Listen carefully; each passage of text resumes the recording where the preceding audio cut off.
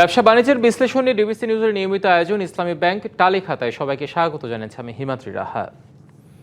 দেশের ব্যাংক খাতে বর্তমান উচ্চ খেলাপি ঋণ, তারল্য সংকট, আর্থিক কেলেঙ্কারি এবং বিভিন্ন ব্যাংকে ব্যবস্থাপনা পরিচালক মালিকানা পরিবর্তনের ফলে অস্থিরতা বিরাজ করছে। এই সংকট নিরসনে কেন্দ্রীয় ব্যাংক ও সরকার বিভিন্ন সংস্কারমূলক পদক্ষেপ গ্রহণ করা হলেও সাধারণ গ্রাহকদের মধ্যে আতঙ্ক ও আস্থার অভাব রয়ে গেছে, যা দেশের সামগ্রিক অর্থনীতির গতিপথে অন্যতম বাধা। দর্শক, এসব নিয়ে আজকে আমাদের আলোচনার বিষয় ব্যাংক খাতে অস্থিরতা জিয়ে রেখে অর্থনীতি আগাবে।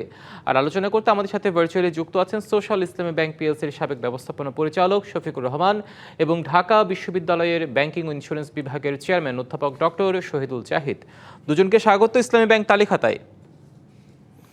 আমরা শুরুতে শফিকুর রহমান আপনাকে দিয়ে শুরু করতে চাই। একটু আপনার থেকে দীর্ঘদিনের ব্যাংকিং যেহেতু অভিজ্ঞতা আপনার আছে, একটু প্র্যাকটিক্যাল এক্সপিরিয়েন্স আমরা নিতে চাই এবং দর্শকদেরকেও জানাতে চাই। এই যে জনগণের আস্থার জায়গায় যে একটি ব্যাংকের অবস্থান শীর্ষে ছিল, সেই ব্যাংকের শীর্ষ পদে রদবদল এবং দোদুল্যমান অবস্থা আসলে সবকিছু মিলিয়ে কতটা আস্থার সংকট তৈরি করছে এবং করবে? ধন্যবাদ আপনার প্রশ্নের জন্য। আসলে কি বলবো, যা হচ্ছে একটা ব্যাংক নিয়ে, বিশেষ করে শীর্ষ একটি ব্যাংক, দেশের সবচেয়ে বড় ব্যাংক, সেই ব্যাংকটি নিয়ে যা চলছে গত কিছুদিন যাবত বলবো না, গত প্রায় এই গণঅভ্যুত্থানের পরপরই শুরু হয়েছে। তো এইটা আসলে খুব একটা ভালো লক্ষণ আমি দেখছি না। কারণ ব্যাংক ব্যবস্থাটা টিকে থাকে মানুষের, জনগণের বা আমানতকারীদের আস্থার উপরে।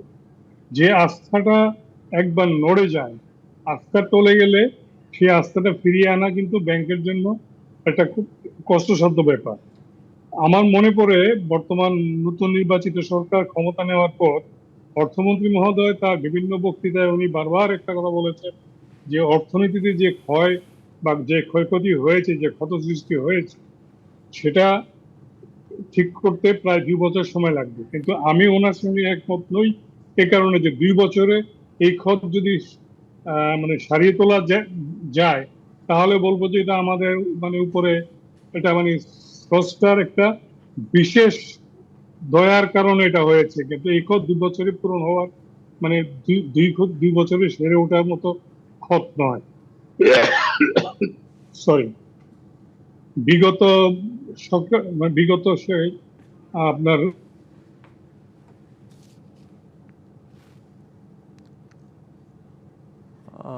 সম্ভবত কারিগরি ত্রুটির কারণে আমরা সংযোগটির জন্য অপেক্ষা করছি। হ্যাঁ, আমরা সংযোগটি হয়তো পাচ্ছি, আবার আমরা একটু অপেক্ষা করছি। শফিকুর রহমান, আপনি থাকুন আমাদের সাথে।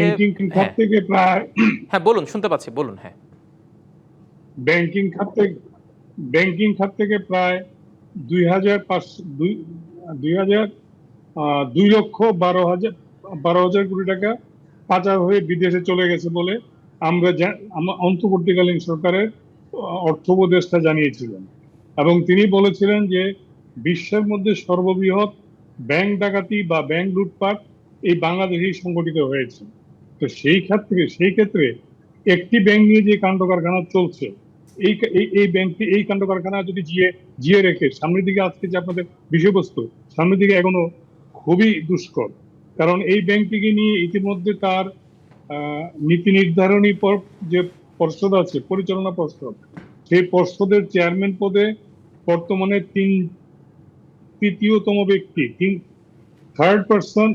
তৃতীয় ব্যক্তি চেয়ারম্যানের দায়িত্ব নিয়েছেন। ব্যবস্থাপনা পরিচালক পদে প্রায় উনিও পদে 3 বা 4 নম্বরের হবে। সুতরাং এই যদি না পারে, তাহলে তো আসলে ব্যাংককে সামনের দিকে এগিয়ে নিয়ে যাওয়া একটা দুষ্কর কাজ, এবং এটার প্রভাব পড়বে অন্যান্য ব্যাংকগুলোতেও।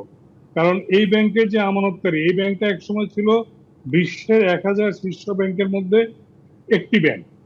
এই ব্যাংকটি ধরেন আজকে থেকে প্রায় প্রায় 10-12 বছর আগে বিশ্বের শীর্ষ 1000 ব্যাংকের মধ্যে অন্যতম একটি ব্যাংক।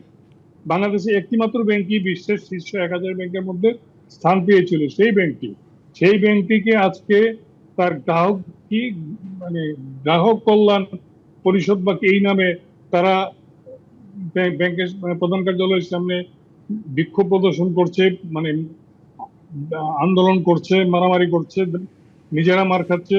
কিন্তু এই যে লুটপাটটা হলো 2017 সালের জানুয়ারি মাসে, যখন ওই ওই ব্যাংকটিকে একটি গোষ্ঠী দখল করে নিল, তখন কোথায় ছিল এই গ্রাহক কল্যাণ পরিষদ বা তথাকথিত সে আমানতকারীরা?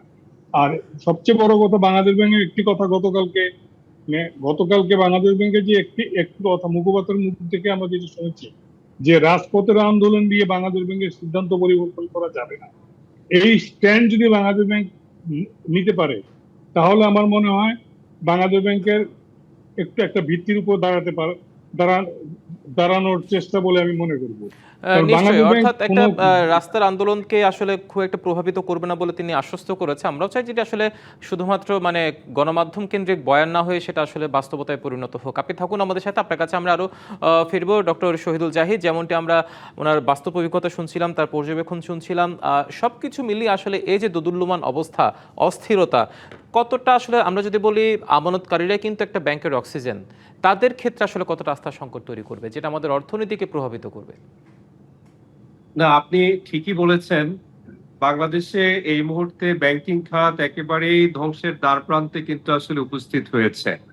2024 সালের জুলাই আগস্ট আন্দোলন পরবর্তী সময়ে যে পট পরিবর্তন হলো, তখন আমরা আসলে ইনফরমেশন গুলো জনসম্মুখে আসলো যে বাংলাদেশে কিভাবে কত অভিনব প্রক্রিয়ার মধ্য দিয়ে বাংলাদেশে ব্যাংকিং খাতে লুটপাট সংগঠিত হয়েছে। এরকম একটি দুরবস্থার পরবর্তী সময়ে সরকার এবং রেগুলেটরি অথরিটি, জনগণের চাওয়া, সমস্ত কিছু নিয়েই কিন্তু অন্যান্য খাতের মতো ব্যাংকিং খাতে কিন্তু আসলে সংস্কার প্রক্রিয়া চালু হলো। তাহলে সেই সংস্কার প্রক্রিয়ার অংশ হিসেবেই অন্যান্য ব্যাংকের মতো, বেশ কিছু ব্যাংকের মতো ইসলামী ব্যাংকেও কিন্তু পরিচালনা পর্ষদ পুনর্গঠন করে দেওয়া হলো, নতুন চেয়ারম্যান নিয়োগ দেওয়া হলো, পর্ষদে অন্যান্য পরিচালক নিয়োগ দেওয়া হলো। কিন্তু আমরা খুবই দুঃখের সঙ্গে লক্ষ্য করছি যে ইসলামী ব্যাংক বাংলাদেশ লিমিটেড, যারা কিনা বাংলাদেশের ইসলামী ব্যাংকিং ঘরানার একদম প্রাথমিক মানে প্রথম প্রতিষ্ঠান, শুধু তাই না, বিশ্বের বিভিন্ন দেশে কিন্তু বাংলাদেশের ইসলামী ব্যাংক বাংলাদেশ লিমিটেড বা পিএলসি এর কিন্তু সুনাম রয়েছে। কিন্তু আমরা অবাক হয়ে লক্ষ্য করছি, বিগত প্রায় 18 মাসের মধ্যে 3 জন চেয়ারম্যান দায়িত্ব এখানে পরিবর্তন হয়েছে। পর্ষদে যারা পরিচালক হিসেবে নিয়োগ পেয়েছিলেন তাদেরকে বাদ দেওয়া হয়েছে, নতুন পরিচালক এসেছে এবং ম্যানেজিং ডিরেক্টর একের পর এক এখান থেকে চলে যেতে বাধ্য হচ্ছে। সবচেয়ে বড় যেটা অ্যালার্মিং, সেটা হচ্ছে যারা গ্রাহক, তারা কিন্তু আসলে আন্দোলন করছে রাস্তায় দাঁড়িয়ে। তারা কিসের জন্য আন্দোলন করছে? তাদের তো চাওয়া হচ্ছে ব্যাংকে তারা আমানত রাখবে, সে আমানতের সুরক্ষা এবং সেই আমানতটা সুদে আসলে অথবা মুনাফা এবং আসলে তারা যদি সঠিকভাবে ফেরত পায়, তাহলে তাদের এখানে আর কোনো চাওয়া পাওয়া থাকার কথা না। কিন্তু ঘর পোড়া গরু সিঁদুরে মেঘ দেখলেই ডরায়। কারণটা হচ্ছে কি, যে ইসলামী ব্যাংক না, শুধু বাংলাদেশে অনেক ব্যাংক এরকম বিভিন্ন পরিচালনা পর্ষদের মাধ্যমে কিন্তু বিভিন্ন যে ম্যানেজমেন্ট ব্যবস্থাপনা পরিচালন পর্ষদ ছিল, কর্মকর্তারা ছিলেন, তাদের মাধ্যমে কিন্তু লুটপাট হয়েছে। এখন যাকে নিয়োগ দেওয়া হয়েছে ব্যক্তি হিসেবে, তার সম্পর্কে আমাদের কোনো কথাবার্তা নাই এবং গ্রাহক যারা, তারা আসলে কোনো প্রশ্ন তোলার মতো আসলে কথা থাকার কথা না। আইনি যে প্রক্রিয়ার কথা বলা হয়েছে বাংলাদেশ ব্যাংকের পক্ষ থেকে, সে আইনি প্রক্রিয়ায় কোনো জটিলতা আমরা দেখি না। কিন্তু এমন একজন ব্যক্তিকে নিয়োগ দেওয়া হয়েছে যাকে বলা হচ্ছে যে মপ করে বাংলাদেশ ব্যাংক থেকে সরিয়ে দেওয়া হয়েছিল।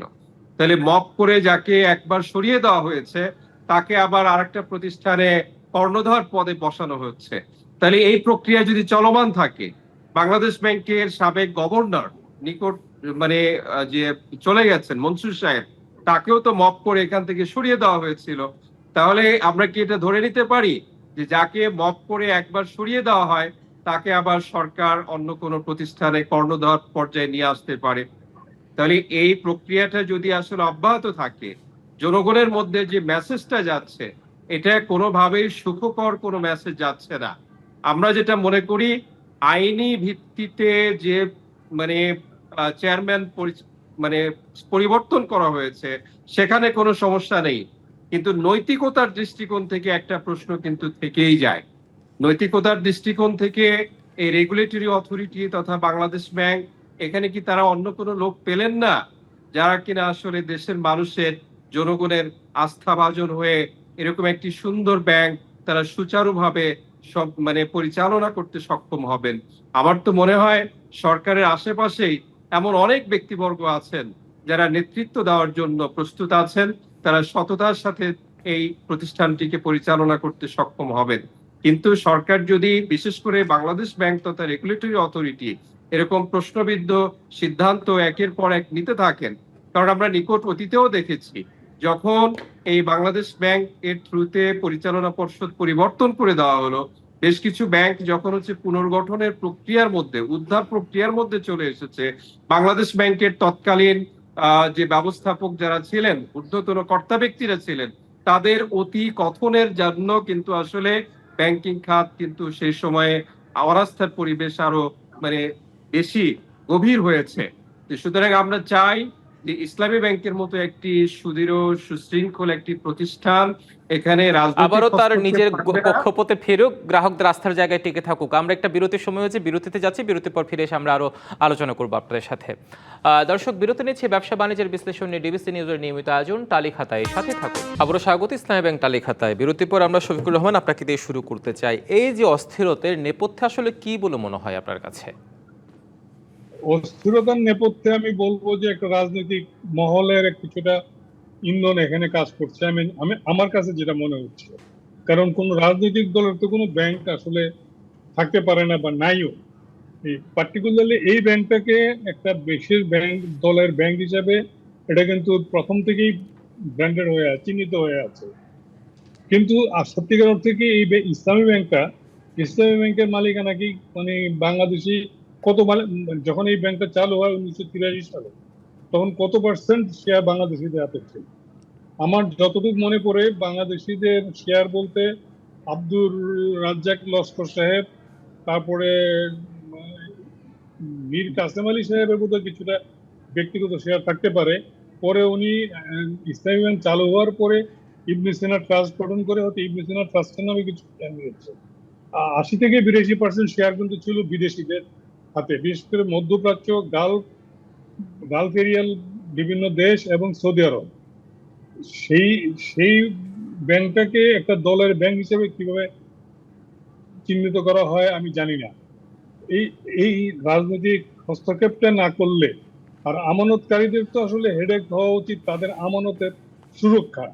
তারা কাউন্টারে টাকা দিবে, কাউন্টারে টাকা দিয়ে চেক দিবে, চেক তারা নগদায়ন করবে, এনক্যাশ করবে। তাদের টাকা তারা দেখবে যে তাদের ওখানে কে চেয়ারম্যান হলো, কে এমডি হলো, কে ওই অফিসার, সেই নির্বাহী হলো, এগুলো তো আমানতকারীদের দেখার বিষয় না। আমানতকারীকে জিজ্ঞেস করে তো আসলে ব্যাংকে কোনোদিনও কোনো নীতি নির্ধারণ করা হয় না। কিন্তু আমাদের দেশে দুর্ভাগ্য হলো যে গত 15-17 বছর যাবৎ আমরা দেখেছি যে খেলাপিদেরকে জিজ্ঞেস করে খেলাপিদের সুবিধার্থে বিভিন্ন নীতি নির্ধারণ করা হয়েছে।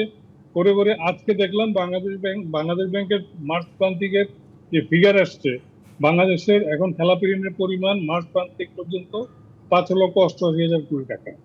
এটা চিন্তা করা যায় গত এক বছরে এই বোঝাটা আসলে দেশের অর্থনীতিকে খুবই ভোগাবে। এটা আসলে দিনের আলোর মতো পরিষ্কার। আপনি থাকুন আমাদের সাথে। ডক্টর শহীদুল জাহিদ যেমনটি বলছিলেন যে আসলে রাজনৈতিক অভিলাষ একটা কারণ হতে পারে এই ধরনের অস্থিরতার নেপথ্যে, কিন্তু এখনো প্রশ্ন হচ্ছে অন্তর্বর্তী সরকারের সময় অনেক সংস্কার পদক্ষেপ নেওয়া হয়েছিল, কিছুটা পরিলক্ষিত হয়েছিল তার প্রভাব।